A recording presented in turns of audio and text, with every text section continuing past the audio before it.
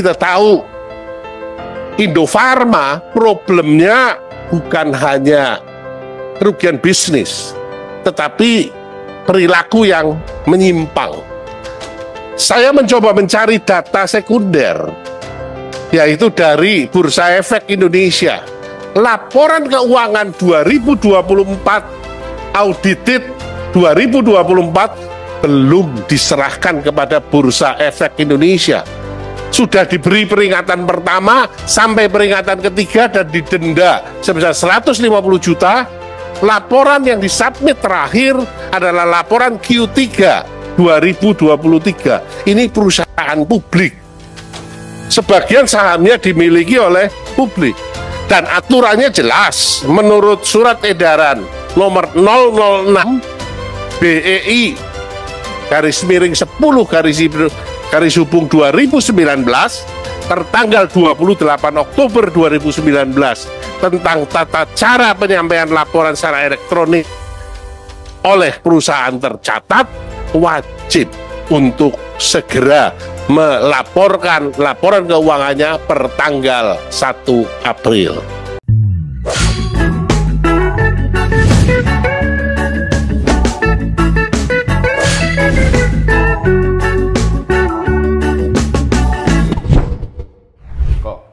Ternyata PDI Perjuangan itu memang gudangnya para pejuang-pejuang. Jadi nggak cuma Bro Deddy Sitorus, nggak cuma itu, tapi ada lagi yang menurut gua sih ini lagi bersinar banget. Bung Aris Tirino. Terima kasih. Jadi gua berapa kali nonton di YouTube itu kanalnya DPR. Ketika rapat dengar pendapat itu ada Pak Bahlil, ada pokoknya orang-orang di BUMN pasti deg-degan. Kalau gua biar mudah bayanginnya, gaya investigasinya itu gaya Pak Mahfud, ya kan? Gitu. Tapi delivernya tetap ada sop-sopnya. Ini yang lagi ini. Malam ini kita kedatangan Mas Aris ada yang seru Tirino dari Komisi 6 ya Mas. Komisi 6. Biasanya membawahi BUMN ini pasti isunya pasti seru. Kabarnya baru aja rapat dengar pendapat ini. RDP. Ya. RDP Rapat dengar pendapat dengan holding BUMN. Holding BUMN Farmasi. Oh, farmasi. Jadi farmasi itu induknya kan induknya adalah Bio Farma punya anak. Indofarma dan Kimia Farma. Pasti tuh holding itu lagi pesta tuh. Karena kan kemarin Covid. Kemarin Covid berarti mereka dapat liburan. Harusnya pesta besar. Gede-gedean itu. Harusnya. Kenyataannya gimana? Kenyataannya tidak seindah warna aslinya. Oh gitu. Gimana? Jadi kalau Bio Farma sendiri kan hanya fokus di vaksin ya. Itu perusahaan bagus kan. Sekarang bagus ya. Ya memang kalau Bio Farmanya bagus. Bio Farma bagus. Nah, persoalannya ada di anaknya. Jadi bapaknya bagus, anaknya pada sakit. Lagi musim ya. Anaknya bikin masalah ya. Anaknya masalah. Lagi musim anaknya bikin masalah ya. Terus yang di Kimia Farma utangnya 8,7 triliun. Bentar. Utang perusahaan. Utang perusahaan farma, ya harus dibatasi farma. Kalau perusahaan minyak itu nggak gede segitu, ya kan? Perusahaan farma 8,7 dan itu rekor tuh. Sebentar. Ini utangnya Kimia Farma. Utangnya Kimia Farma. Yang apoteknya ada di tiap gang. Apoteknya ada 1.245. 1.245 apotek, ya, dodol obat KB, nggak ada yang jual. Itu utang kan orang beli obat. Utangnya besar sekali. Orang beli obat kan cash, Pak. Nah, itu yang menarik ya. Beli obat kan hampir semuanya cash. Oh iya. Ya kan? Dan ada uang nggak ada uang dipaksain pasti kan? Ternyata dari hitungan Kimia Farma, cashnya kedodoran. Kan menarik ini. Dan perusahaan itu dibebani utang 8,7 triliun sehingga biaya bunganya saja 660 miliar per tahun. Sehari berapa ini? Sehari 2 miliar. Dirutnya gosok gigi pagi sudah harus mikirin 2 miliar. 2 miliar.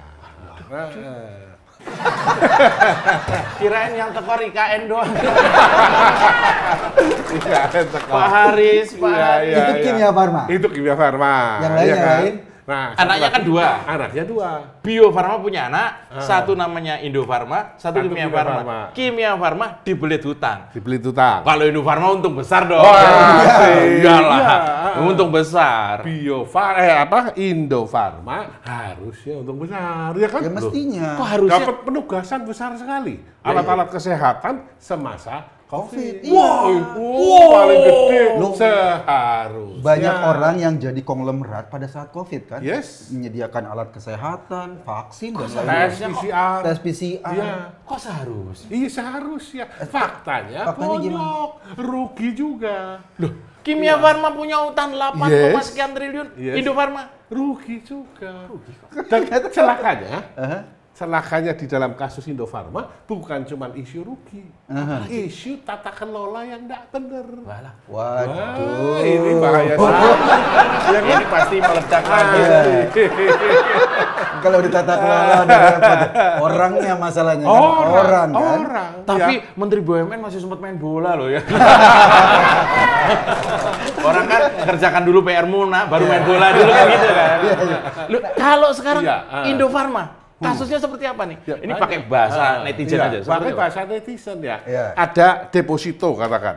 Deposito ditempatkan atas nama pribadi. Deposito perusahaan dulu Deposito perusahaan pakai nama pakai pribadi. nama pribadi. Itu bunganya kemana? Ya kan? gitu. Di koperasi kan aneh. Terus digadaikan, ya, depositnya digadaikan di Bank Oke namanya. Bang Oke tuh? Bank OKE. Oh. Kan aneh ini. Iya, iya, Ini iya, penyimpangan, ya kan? Bang. Ya.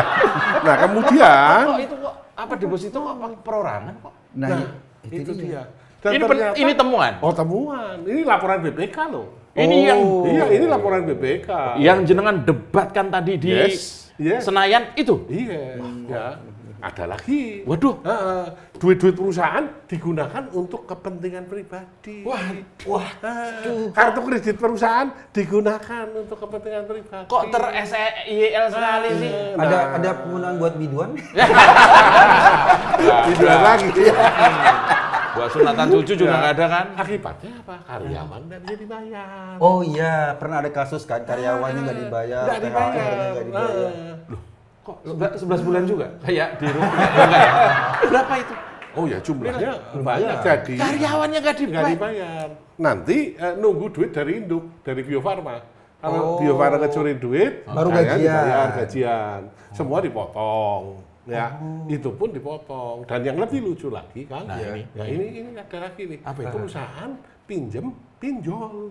Oh, serius? Itu BUMN loh, Badan Usaha Milik Negara. Ini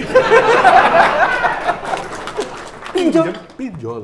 Iya, pakai nama-nama karyawannya. untuk digunakan buat Untuk operasional digunakan perusahaan. untuk operasional. Ini kan lucu. Pinjol bunganya berapa? Ya kan? Makanya. Nah, BUMN pinjam duit ke pinjaman online. yes. Mas Erik. Ini Sebentar. Iya. Kan tetangga gue aja Iya.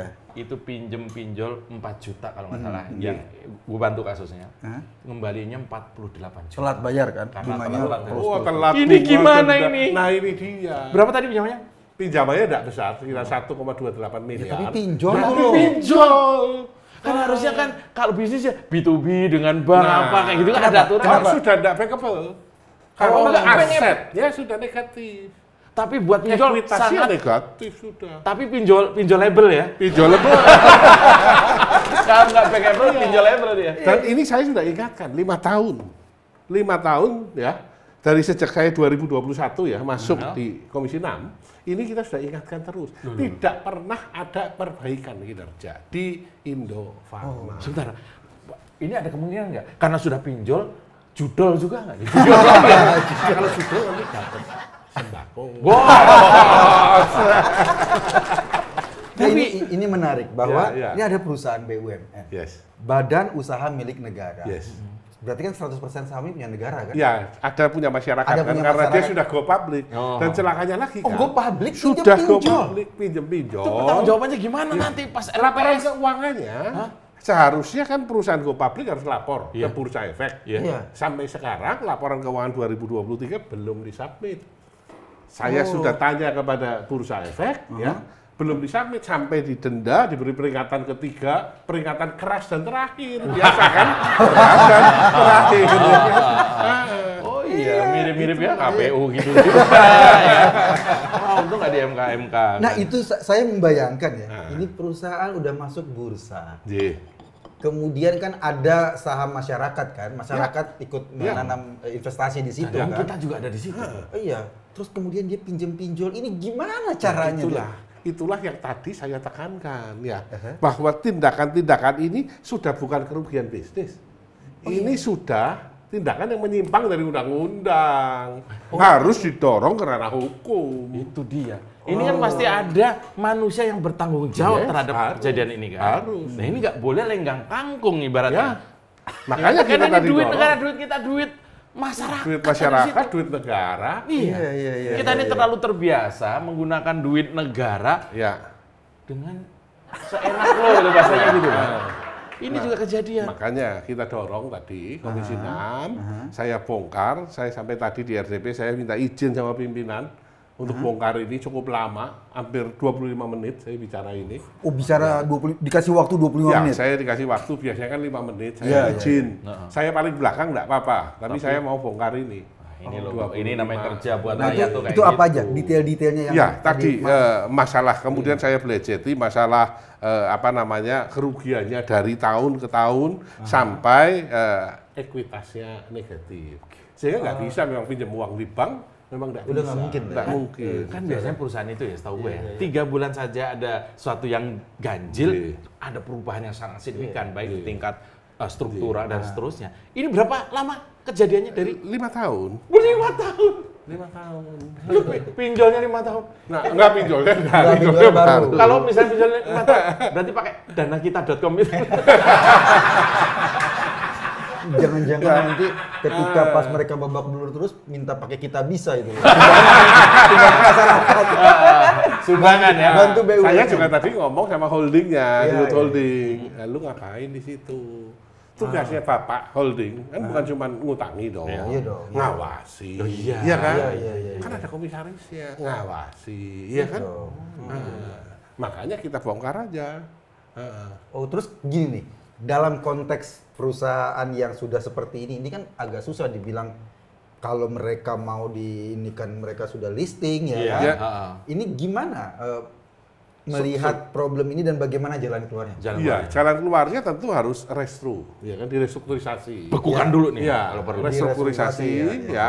Sambil direstrukturisasi yang bertanggung jawab, ini harus mempertanggungjawabkan. Mempertanggungjawabkan. Iya kan? Kalau memang ada temuan Iya, pidana ada ya temuan, proses. silahkan dorong sesuai dengan hukum. Iya. Perusahaannya direstru, bisnisnya direstru. Iya kan, diperbaiki dong bisnisnya. Iya, Ini penugasan awalnya khusus Alkes, penugasan awalnya. Oke. Dan sebenarnya adalah jamu-jamuan yang Oh, standar herbal obat. ya, Herbal. Iya kan? Ada herbal, ada hairball ya. Ya.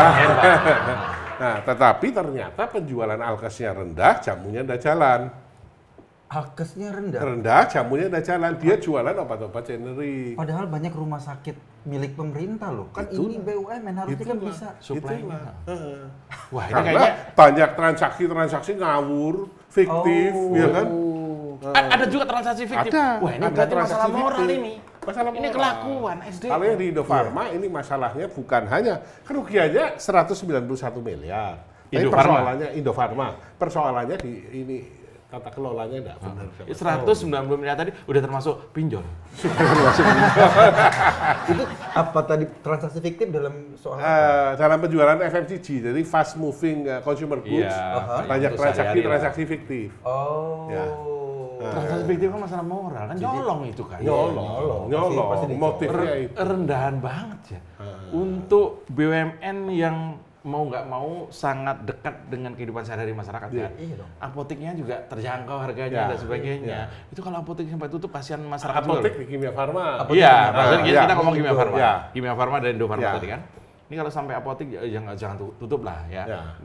mungkin operasionalnya bisa direstru, tapi Ya. apotek harus tetap jalan kan? Apotek untung paling gede itu apotek kok. Oh iya. Paling gede apotek untungnya sebenarnya. Kalau usahanya bukan apotek, utangnya nggak 8,7 triliun. Cuman ini juga menarik nih di industri farma ini. Dulunya penjualan obat lewat rumah sakit dan lewat apotek itu besaran lewat apotek dulu. Oh, dulu. Ya, sekarang ya resep dari rumah sakit kan nggak keluar.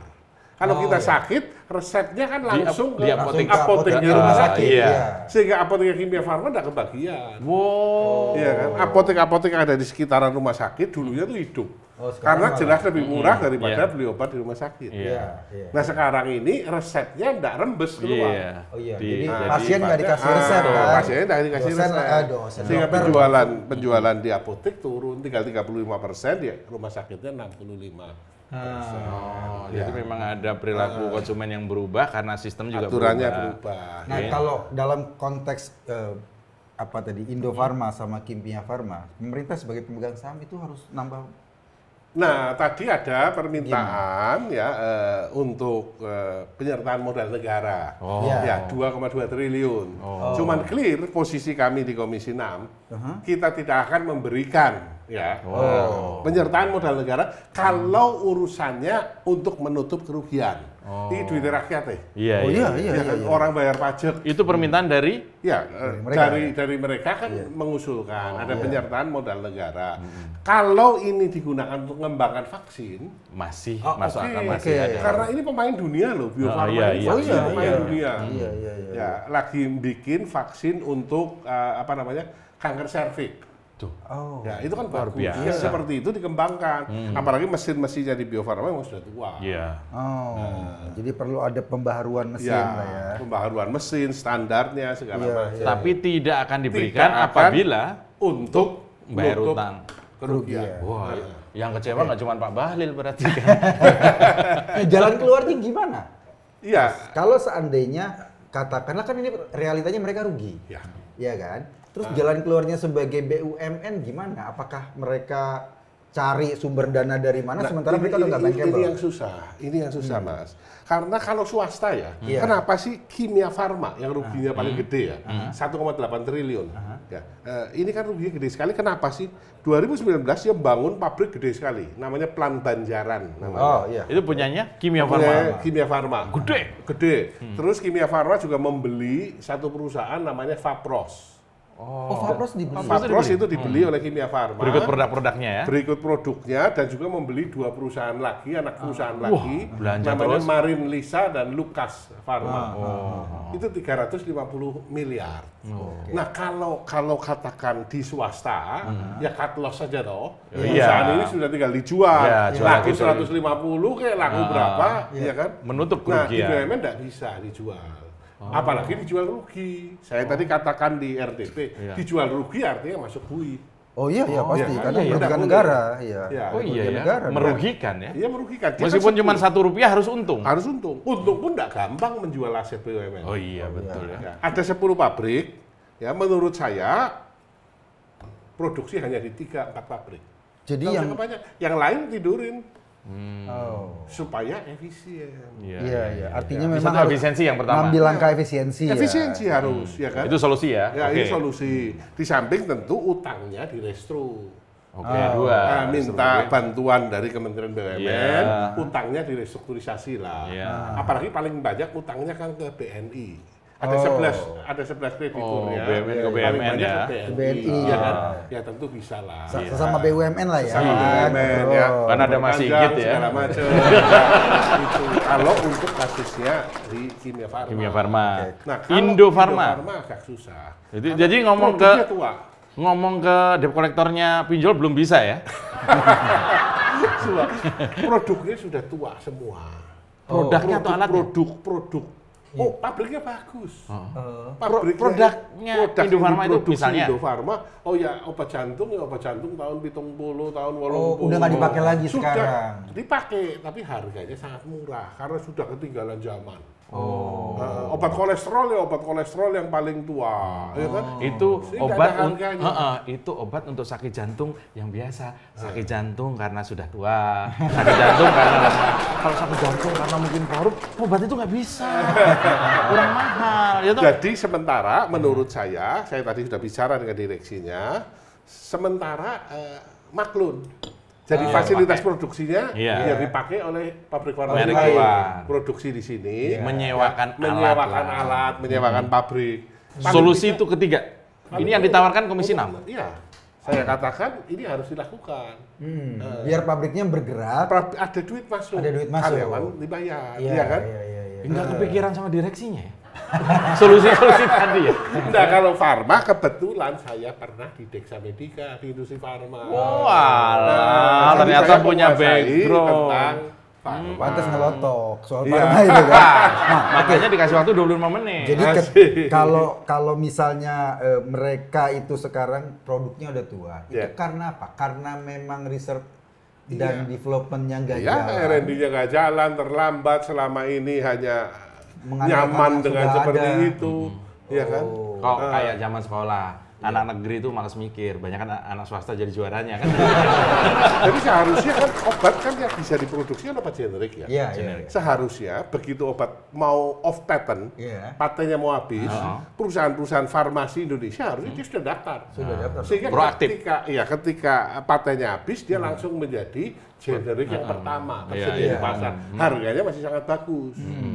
Kalau sudah generik ke 10, Sudah tempat lain sudah buat duluan. Itu nggak lengket, nggak gercep lah. Iya, nggak gercep. Ini pelajaran berharga apa yang bisa kita ambil dari kasus BUMN Farma ini? Kalau Indofarma adalah moral lah, ya ditata. Ya, penting itu toh. Kalau ini nggak diganti, kan orang sudah diganti total Desember lalu. Dari 11 Januari itu ada direksi baru, ya, yang kebetulan dari BPKP. Kasihan direksi barunya berarti. Ya berarti tadi datang dalam keadaan Saya ngomong tunduk. jenengan nggak duduk di kursi empuk, jenengan duduk di kursi panas. Iya, karena Biasanya ngaudit, sekarang diaudit. Dia. Ya, Karena sebelumnya Iya. sangat bermasalah. sangat bermasalah. Oke. Direksinya Kimia Farma juga relatif baru, 2022. Mei 2022 ketika perusahaan juga sudah sangat bermasalah. Wah, itu ngos-ngosan dong ini. Ya, Artinya orang-orang yang berebut jadi komisaris itu. Mikir Kalau dapat yang ini Kalau dapat yang ini stres. kalau dapat komisaris di sini nggak ada tantiemnya. malah beban utangnya gede banget. Iya, udah melang-melang cuma gaji saja. Itu pun nggak besar. Iya, kan? itu pun nunggu pinjol cair. Oke.